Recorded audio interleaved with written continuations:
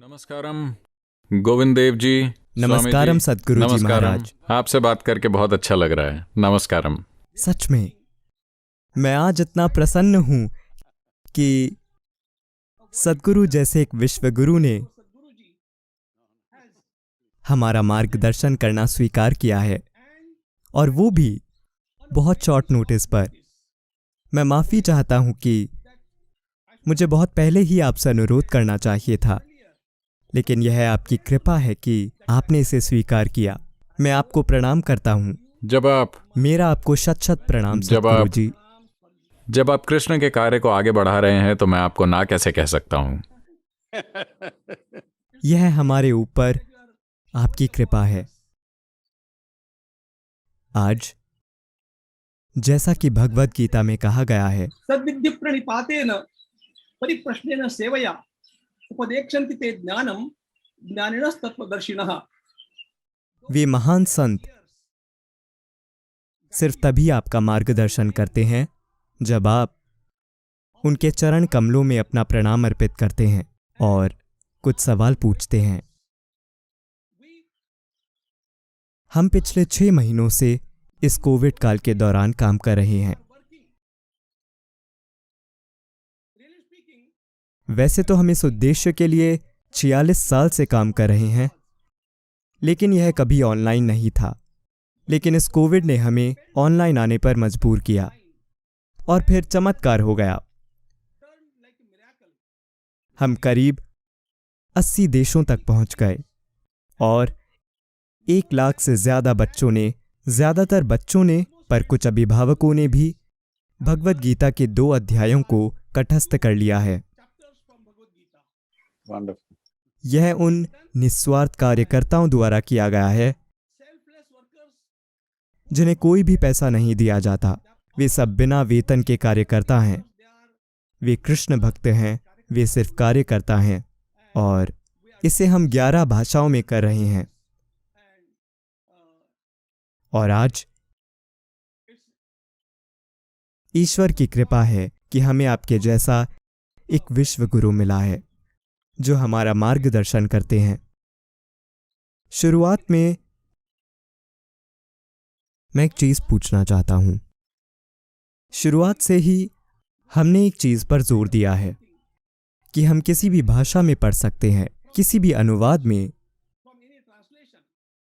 लेकिन मंत्र जाप करते समय हमें सिर्फ संस्कृत भाषा पर जोर देना चाहिए, क्योंकि ये शब्द भगवान कृष्ण के मुख कमल से निकले हैं, और इसलिए वे मंत्र के समान हैं।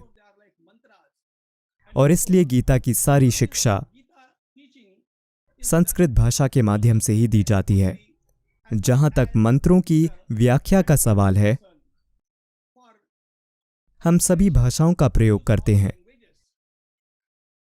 मैं हाथ जोड़कर यह सवाल पूछ रहा हूं, क्या हम सही हैं जब हम गीता के मूल संस्कृत श्लोकों पर जोर देते हैं?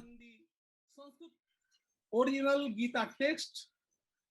कृपया आप इस बात को स्पष्ट कीजिए। आपका स्पष्टीकरण हमारे लिए बहुत बड़ा मार्गदर्शन होगा।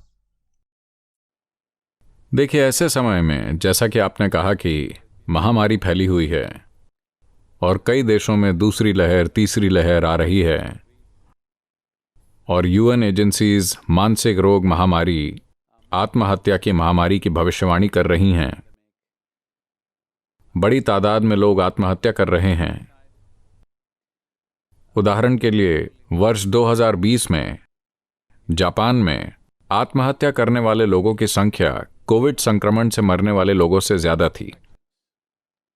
तो जब इंसान अपने भीतर इस तरह के संघर्ष से गुजर रहे हों, तो हमारे आसपास एक चुनौती भरे हालात होते हैं। लेकिन जब वो अपने भीतर इस तरह के संघर्ष से गुजर रहे हों, तो मेरी विनम्र राय है, मुझे नहीं लगता कि हमें गीता की शक्ति और ज्ञान को लोगों तक पहुंचने से सिर्फ अपनी भाषाओं से प्यार के कारण सीमित करना चाहिए। हमें अपनी भाषा से बहुत प्यार हो सकता है, और संस्कृत भाषा के उच्चारण के पीछे एक विज्ञान है, इसमें कोई संदेह नहीं है। लेकिन मुझे लगता है पहले गीता की समझ, ज्ञान और जानकारी का लोगों तक पहुंचना जरूरी है।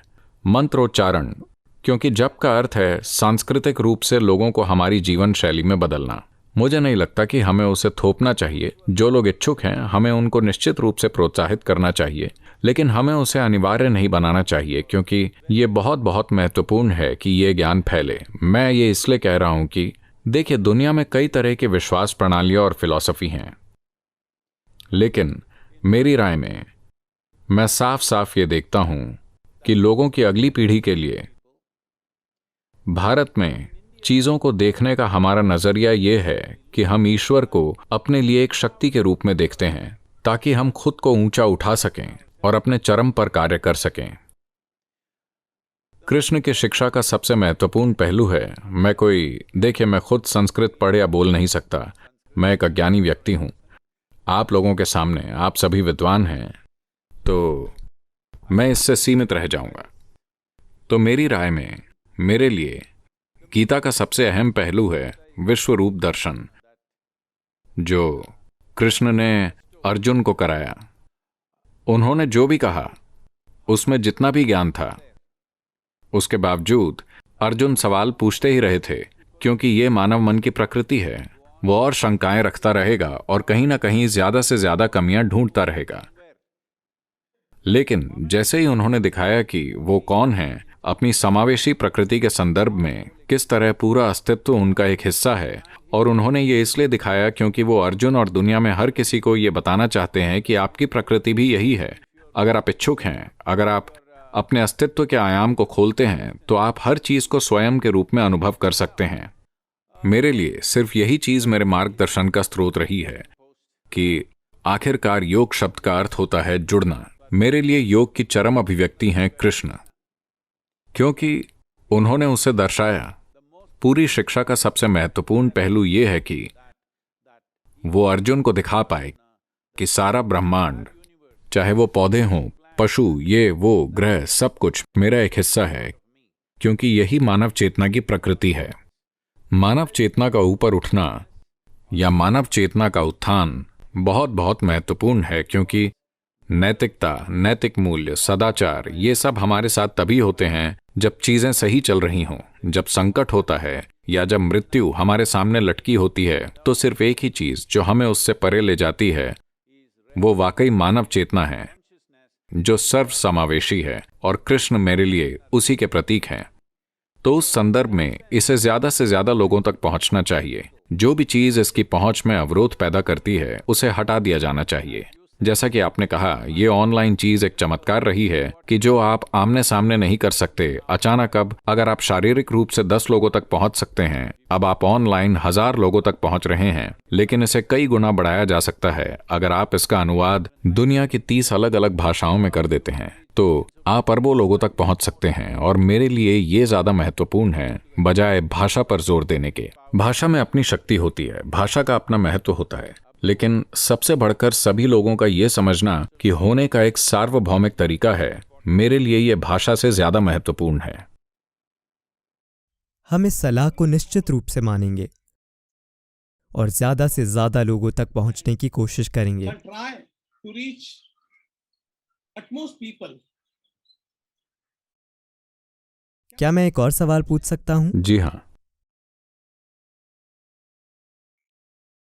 आज हम जानना चाहते हैं कि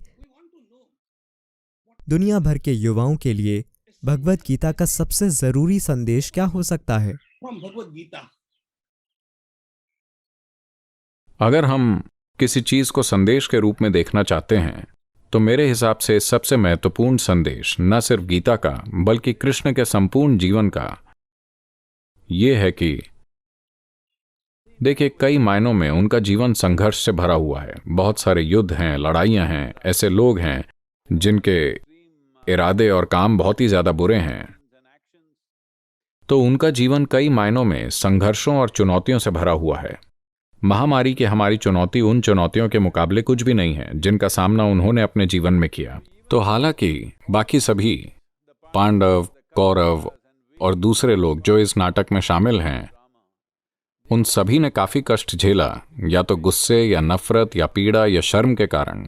बहुत सी चीजें हर किसी के साथ हुईं, लेकिन कृष्ण वो अकेले इंसान थे जो इस पूरे भयानक नाटक से बहुत खतरनाक नाटक अगर आप मुझसे पूछें, और भयानक युद्ध और हर चीज से अपने चेहरे पर एक बड़ी मुस्कुराहट लिए हंसते खेलते गुजरे। तो जीवन का सबसे महत्वपूर्ण पहलू है शामिल होना, पूरी तरह से शामिल होना। उन्होंने कभी ये नहीं दर्शाया कि मैं शामिल नहीं हूं। हर जगह, हर छोटी और बड़ी चीज में, मामूली और महत्वपूर्ण चीजों में, हर चीज में वो पूरी तरह शामिल थे, लेकिन पूरी तरह से खेल भावना में, बिना उसमें उलझे हुए। शामिल लेकिन बिना उसमें उलझे हुए। मेरे हिसाब से ये सबसे महत्वपूर्ण चीज है जो इंसान के साथ होनी चाहिए, खासकर युवाओं की अगली पीढ़ी के लिए। उन्हें समझना चाहिए कि भागीदारी का मतलब उलझना नहीं है। आप अपने जीवन में हर चीज में पूरी तरह शामिल हो सकते हैं, लेकिन बिना उलझे हुए। मेरी समझ में, जीवन के मेरे अनुभव में, मेरे हिसाब से ये कृष्ण और उनकी शिक्षा का सबसे महत्वपूर्ण पहलू है, क्योंकि जीवन को खेल भावना से जीना, जीवन के सबसे गंभीर पहलुओं को अपने जीवन में सहजता से लेना, क्योंकि आखिरकार हम यहाँ बहुत कम समय के लिए हैं। हम यहाँ हमेशा के लिए रहने नहीं आए हैं। हम नश्वर इंसान हैं। आज हम यहाँ हैं, कल हम जा चुके होंगे। हमें इस जीवन को सहजता से संभालना सीखना होगा, फिर हम उचित चीजें करेंगे। जैसे ही हम हर चीज को लेकर गंभीर हो जाते हैं, फिर हम बीमार बन जाते हैं। देखिए, कम से कम भारत में जिस तरह हम अंग्रेजी बोलते हैं, अगर कोई कहता है मेरी दादी सीरियस हैं, तो हम समझते हैं कि वो मर रही हैं।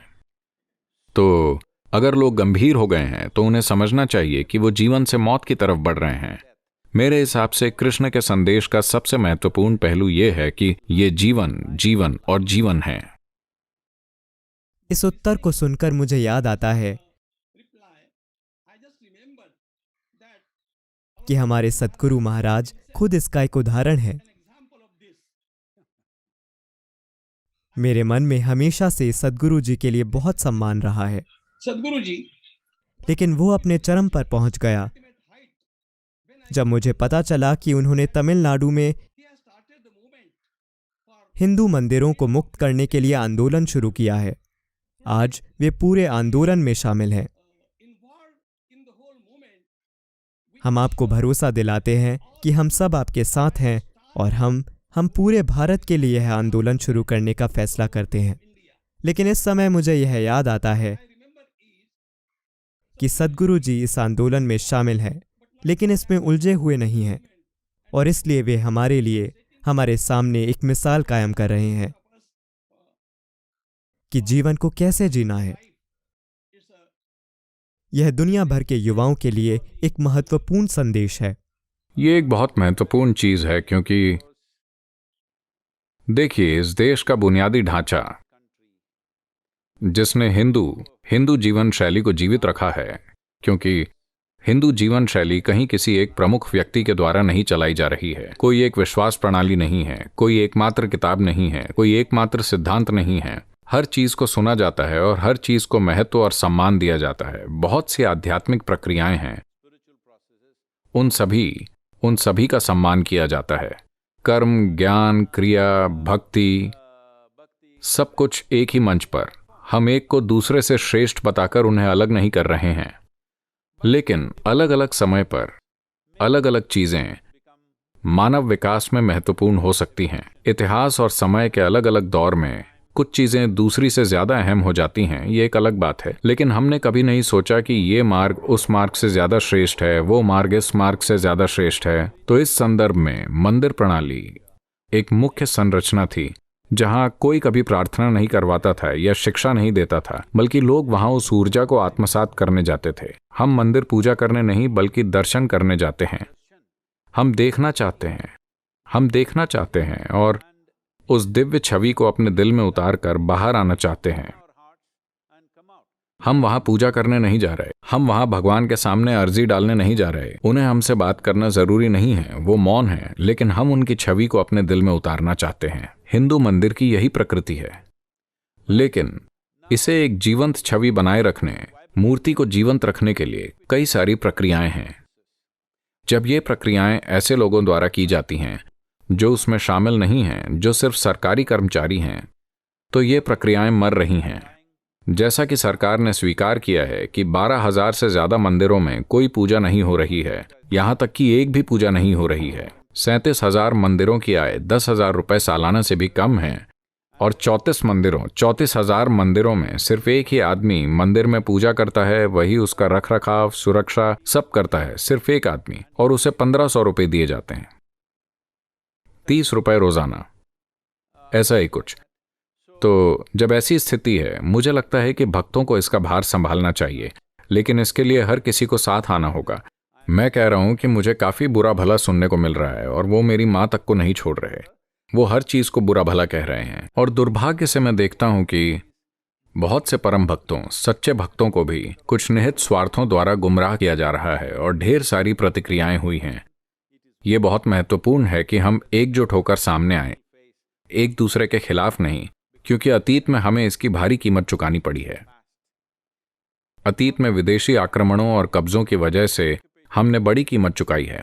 कम से कम स्वतंत्र भारत में हम आज़ादी के 75 साल पूरे करने जा रहे हैं। अब समय है कि हम एक ताकत के रूप में साथ आएं। ये जरूरी नहीं है, हिंदू जीवन शैली में हमें ऐसे नहीं बनाया गया है। आपको मुझसे सहमत होना होगा, मुझे आपसे सहमत होना होगा, ये जरूरी नहीं है। ऐसी कई चीजें हो सकती हैं जिन पर मैं आपसे सहमत नहीं हूँ, कई चीजों में आप मुझसे सहमत नहीं हो, इसमें कोई भी दिक्कत नहीं है। हमें समझना होगा, कृष्ण का जीवन एक उदाहरण है। हालांकि वो एक ईश्वर के अवतार के रूप में खड़े हैं, फिर भी अर्जुन उनसे सैकड़ों सवाल पूछ सकते हैं। वो उनसे नहीं कहते चुप हो जाओ और मेरी बात सुनो, वो हर सवाल का जवाब देते हैं। ठीक है, तो ये हमारी संस्कृति की प्रकृति है। ये जरूरी नहीं है कि हम एक दूसरे से सहमत हों, लेकिन फिर भी हमें समझना चाहिए कि मूलभूत मकसद वही है।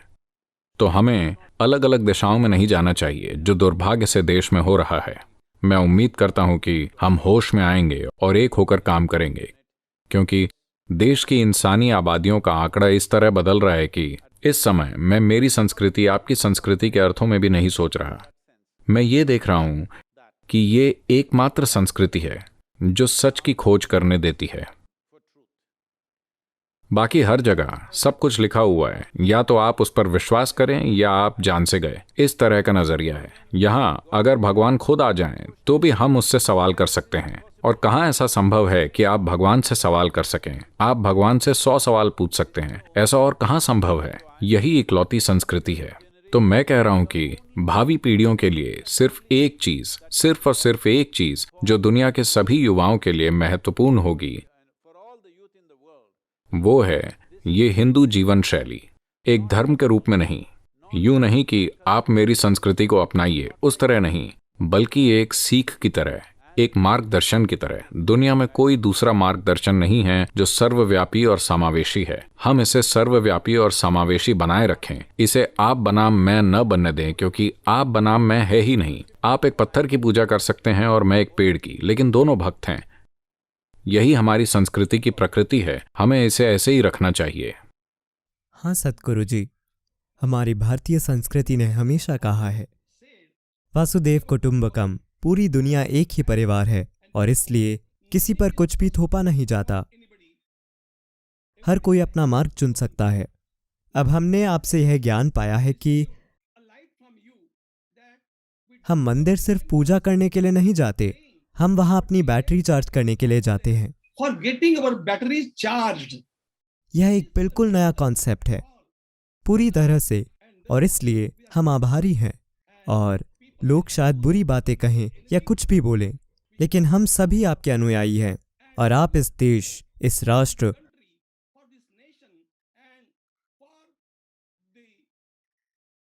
और पूरी मानवता के लिए जो कर रहे हैं वह आज बहुत जरूरी है, और हम निश्चित रूप से आपके पद चिन्हों पर चलने की कोशिश करेंगे। गोविंद गिरी जी, किसी की कही बुरी बातें मेरे लिए कोई समस्या नहीं है, क्योंकि मैं इस तरह बना हूं कि किसी के अपशब्द या तारीफ ना तो मुझे उठाते हैं और ना ही गिराते हैं। मैं जैसा हूं उसी वजह से मैं वो हूं जो मैं हूं। वो कोई मुद्दा नहीं है, लेकिन समस्या ये है कि अभी दुनिया में इसकी बहुत ज्यादा जरूरत है। जैसे कि आप 1 लाख लोगों के लिए ऑनलाइन गीता का ज्ञान फैला रहे हैं। 1 लाख लोग काफी नहीं है, 1 अरब लोग, 5 अरब लोग होने चाहिए। अगर ऐसा होना है तो ये महत्वपूर्ण है कि हम एक दूसरे के खिलाफ ना हो जाएं। इससे बेमतलब इस काम में रुकावटें आएंगी, क्योंकि अगर इस पीढ़ी में हम ये नहीं करते तो हमारे अपने युवा ही इसे खो देंगे। जब हमारे युवा इसे खो देते हैं फिर आप इसे बाकी दुनिया तक नहीं ले जा सकते। मैं बहुत दृढ़ता से महसूस करता हूं कि अगर इस आध्यात्मिक जिज्ञासा को जीवित रहना है तो अगले 20 से 25 सालों में हमारे पास एक बहुत महत्वपूर्ण जिम्मेदारी है। अगर हम ये काम नहीं करते तो बाद में शायद उसे पुनर्जीवित करने के लिए बहुत देरी हो जाए। हम सभी इस मकसद के लिए समर्पित हैं और हम निश्चित रूप से इसे आगे लेकर जाएंगे। क्या आप बता सकते हैं कि महामारी के इन दिनों में भगवत गीता कैसे सभी लोगों के लिए उपयोगी हो सकती है? देखिए, मैं गीता का विशेषज्ञ नहीं हूं जैसे आप हैं स्वामी जी, लेकिन मेरी समझ में आप जो कुछ भी बोल रहे हैं वह गीता ही है। मेरा जीव मेरे अंदर यही गाता है। दुर्भाग्य से मैंने इसमें समय नहीं बिताया क्योंकि मैंने पश्चिमी शिक्षा पाई। मैंने किसी भी रूप में धर्म ग्रंथों का अध्ययन नहीं किया, लेकिन मेरी समझ में मैं ये देखता हूं कि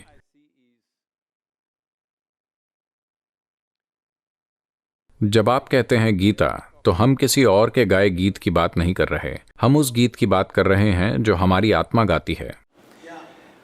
मेरा शरीर और आपका शरीर अलग अलग गीत गा सकते हैं। मेरा मन और आपका मन अलग अलग गीत गा सकते हैं। मेरी भावनाएं और आपकी भावनाएं अलग अलग गीत गा सकती हैं, लेकिन मेरी आत्मा और आपकी आत्मा अलग अलग गीत नहीं गा सकती। वो सिर्फ एक ही गीत गाती है। और जिन रूपों में भी उन्होंने इसे भाषा में डालने की कोशिश की, क्योंकि इसे भाषा में ढालना आसान नहीं है, मैं व्यक्तिगत रूप से महसूस करता हूं कि ये करीब करीब असंभव है। आप उसके आसपास बात कर सकते हैं, असली गीत को कभी भी शब्दों में नहीं ढाला जा सकता। मेरे ख्याल से गीता उसे सबसे नजदीकी संभव तरीके से शब्दों में ढालने की कोशिशों में एक है, जो कई युगों से होते हुए हमारे पास आई है, कृष्ण और महाभारत के समय से। तो इस संदर्भ में सबसे महत्वपूर्ण चीज का मतलब यही है। कृष्ण मेरे लिए योग की एक अभिव्यक्ति हैं, क्योंकि केवल तभी आप उस वक्त भी खेल भावना से जी सकते हैं जब जीवन और मौत की स्थिति हो। न सिर्फ आपके लिए बल्कि हर किसी के लिए जो आपको प्यारा है, उनके लिए जीवन और मौत की स्थिति हो, आप फिर भी उसे खेल भावना से लेते हैं। ऐसा तभी संभव है जब आप योग में पूरी तरह स्थापित हो चुके हैं। अगर आप योग में पूरी तरह स्थापित नहीं हुए हैं तो जीवन के हालात आपको निचोड़ लेंगे, जीवन के हालात आपको कुचल देंगे। जीवन की परिस्थितियां अलग अलग हालातों में आपको अलग अलग तरह का इंसान बना देंगी, चाहे जीवन हो या मृत्यु। फिर भी आप सहज हैं और खेल भावना में हैं। ऐसा तभी संभव है जब आप योग में गहरे रमे हुए हैं। जहां तक मेरा सवाल है, लोग कृष्ण को कई रूपों में देख सकते हैं। मेरे अनुभव में वो एक सर्वश्रेष्ठ योगी हैं। मैं उन्हें ऐसे देखता हूं। भगवत गीता में भी यत्र योगेश्वर कृष्ण, वे न सिर्फ एक योगी हैं बल्कि वे योगेश्वर हैं। वे योग के सर्वश्रेष्ठ रूप हैं। और जिस तरह आप लोगों का मार्गदर्शन कर रहे हैं, मैं जब सद्गुरु जी कोयम्बटूर में नहीं थे, मैं आश्रम आया था। अच्छा, मुझे माफ कीजिए, मुझे पता नहीं था। मुझे माफ कीजिए, मैं वहां नहीं था। और मैंने आपको यह बताया था जब हम ओमकारेश्वर में मिले थे। लेकिन मैं यह कह रहा हूं कि हर कहीं आश्रम के कोने कोने में हमने देखा कि आपने हमारी भारतीय दृष्टि, हमारी भारतीय संस्कृति को पूरी तरह सुरक्षित रखने की कोशिश की है। यह बहुत बड़ी चुनौती है। और जो ज्ञान युगों से यहाँ तक आया है, उसे न सिर्फ बौद्धिक रूप से प्रदान किया गया है, बल्कि लोगों को, बच्चों को वह माहौल दिया गया है ताकि उन्हें उस तरह से तैयार किया जा सके। हम भी यही करने की कोशिश कर रहे हैं सद्गुरु जी, और इसलिए हमें मार्गदर्शन की जरूरत होगी हमारे इन छोटे मोटे कामों के लिए। एक बार नहीं बल्कि कई बार।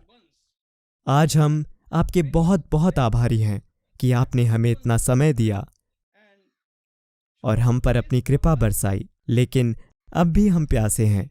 हम फिर से थोड़ा समय देने की विनती करेंगे। आपका बहुत समय नहीं लेंगे, लेकिन आपका आशीर्वाद हमें चाहिए। चाहे आप कुछ मिनटों के लिए ही बोलें, वो हमारे लिए सालों तक प्रेरणादायी होगा। और इसलिए आपके श्री चरणों में साष्टांग प्रणाम करता हूँ। मैं फिर से आभार व्यक्त करता हूँ। प्रणाम, प्रणाम और प्रणाम। आपको नमस्कारम स्वामी जी। आप दुनिया में जो काम कर रहे हैं वो बहुत महत्वपूर्ण है और हम आपके लिए जितना संभव हो सके उपलब्ध रहेंगे। जितना बेहतर हम आपके लिए कर सकते हैं हम उतना आपके लिए करेंगे। नमस्कारम और बहुत बहुत धन्यवाद। नमस्कारम।